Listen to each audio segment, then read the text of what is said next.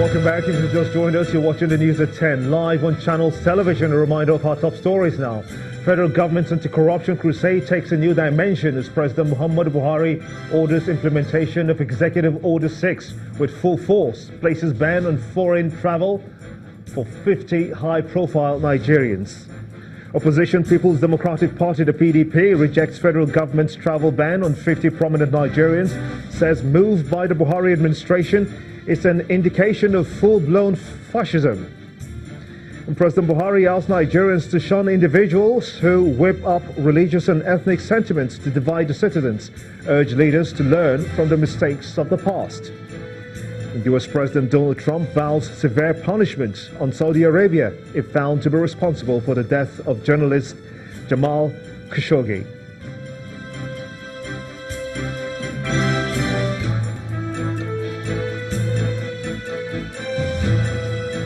ChannelsTV.com has more information for you, and on YouTube.com/channelsweb you can watch our videos. You can also watch us on your mobile device via your browser or download the Channels TV app for Android, iOS and Windows devices from their respective stores. Besides giving you access to news and updates on the go, the Channels TV and Channels 24 app have an eyewitness feature that you can use to share those pictures, videos or news of happenings around you.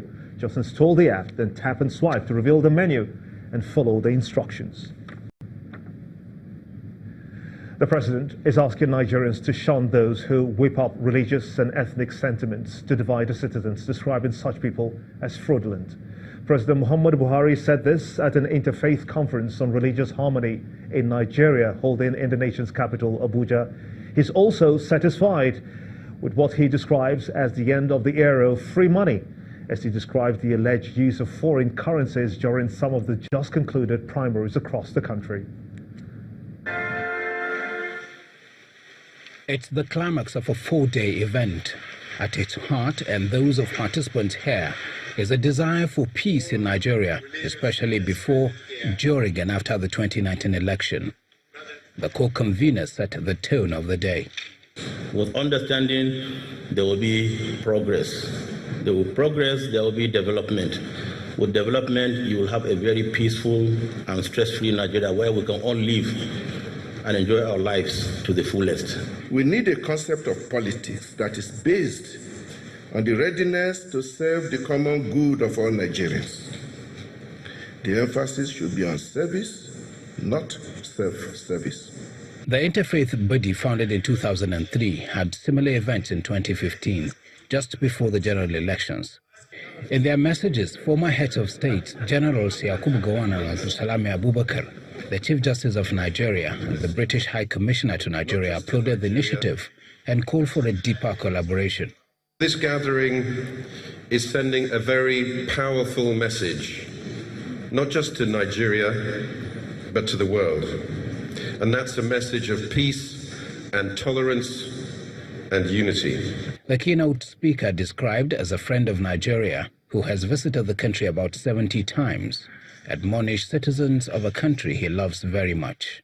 Religious leaders should encourage their people to discharge their duties according to each person's conscience. And where they see failure, they must not hesitate to call it out with grace and love, in private at first, but if necessary, publicly speaking truth to power. President Buhari took the podium and made an appeal. Having witnessed the role our religious leaders have been playing so far, I appeal to them to eschew partisan politics, and I appeal to their respective members to read the manifestos of each political party, discuss and pray for God's guidance before casting their votes. He said those who whip up religious and ethnic sentiments are not sincere. The question of religion and ethnicity is fraudulent.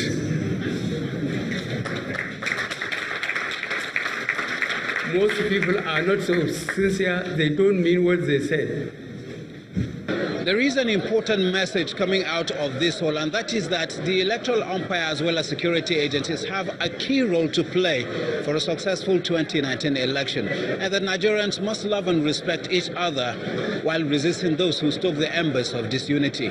But even more important is that the message has to leave the comfort of these posh conference rooms and reach the people, Nigerians, at all levels. Ibrahim Adra, Channels Television News. Let's turn attention to politics. Some members of the All Progressives Congress in the House of Representatives have met with President Muhammadu Buhari, where they asked him to address the challenges arising from the party's primaries in their respective states. The members alleged that the primaries conducted were anything but democratic and wanted the president to intervene. So many of the members of the House of Representatives were having issues about their primaries, and I said they were having issues. Nobody anticipated any automatic tickets, but all we wanted was a credible electoral process. But unfortunately, this was hijacked by people who do not like to see the progress of the APC. So that's why we came to see Mr. President, and we discussed the issue with him, and by the grace of God, it has been resolved. As I assured us that all things necessary will be done to ensure that we have reached the concluding part of the whole thing. And staying with politics, the Southeast PDP stakeholders have frowned on the decision of the party's presidential candidate Atiku Abubakar to run with Pt.2 without due consultations. Well, according to the zonal chairman, Austin Umahi, who briefed journalists after an emergency meeting, said that although they appreciate the slot to the zone, announcing it on social media was an embarrassment to them. Meanwhile, Pt.2's loyalists have called on the leaders to back the decision and work together for the party's victory come 2019. More stories now. The Vice President has been speaking on the need for African governments to prioritize investment in their people. This formed the core of Vice President Yemi Osinbajo's lecture on Africa's human capital development and the widespread impact of the National Social Investment Programme at the Oxford University. He also revealed plans by the federal government to launch a rural infrastructure program to end extreme poverty and improve growth. Our correspondent Gloria Omezweke reports.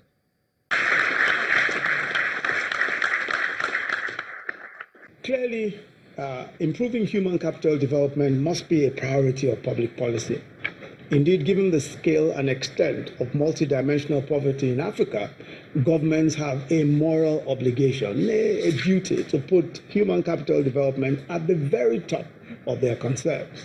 The moral case is clear, and it is also in our collective interest to do so.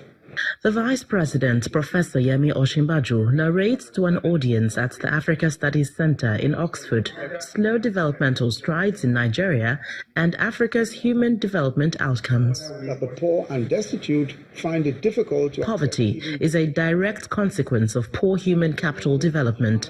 Destitute families, he notes, do not have the wherewithal to invest in their children's education or health. In Nigeria, for instance, 72% of healthcare is paid out of individual pockets, which means that the poor and destitute find it difficult to access even basic health services. Unemployment rates are high on the continent, simply because the number of new entrants to the job market far outstrip the pace of job creation. If illicit financial flows was arrested, the Vice President believes Africa would have met its Millennium Development Goals by 2016. The government must now take urgent steps to address the many lapses.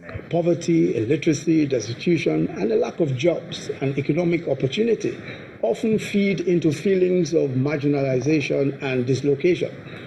These in turn manifest in social tensions, in communal conflict, and sometimes over conflicts over scarce resources as a result of population pressures and environmental degradation. One of the challenges properly articulated by the Vice President is that of demography, our exploding population, and whether it will be an opportunity for us or a source of peril.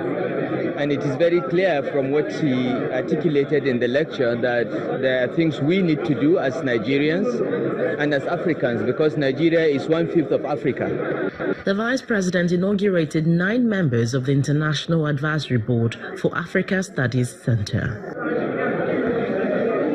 It has become increasingly clear that more resources should be injected by governments across Africa into the economy to end decades of neglect of basic infrastructure and push forward a more sustainable future for the less privileged. Gloria Umezuke, Channels Television News. The federal government says that concerted efforts are being made to free Dapchi schoolgirl Leah Sharibu and 2 aid workers abducted by the Boko Haram insurgents. In a statement, the Minister of Information and Culture, Lai Mohammed, assured the families of the abducted persons that the government will leave no stone unturned to rescue their release, to achieve their release, rather. The assurance comes amid continued campaign for urgent action to rescue Leah Sharibu and the other victims of Boko Haram abduction. The latest is coming from the northern chapter of the Christian Association of Nigeria. The minister, who led a 3-member federal government delegation to Maiduguri in Borno State and Dapchi in Yobe State yesterday, explained that the government will not rest until Leah is reunited with her family. While in Maiduguri, the delegation met with the families of the 3 aid workers who were abducted in March 2018 and condoled with the parents of the 3rd aid worker, Saifura Hussaini, who was killed by her abductors last month. Meanwhile, the army says the troops of Sector 3 deployed in Operation Lafia Dole yesterday evening repelled an attack by Boko Haram terrorists on Agrege community in Borno State. The army explains in a statement that several members of the terrorist group were killed while others fled with gunshot wounds during the encounter.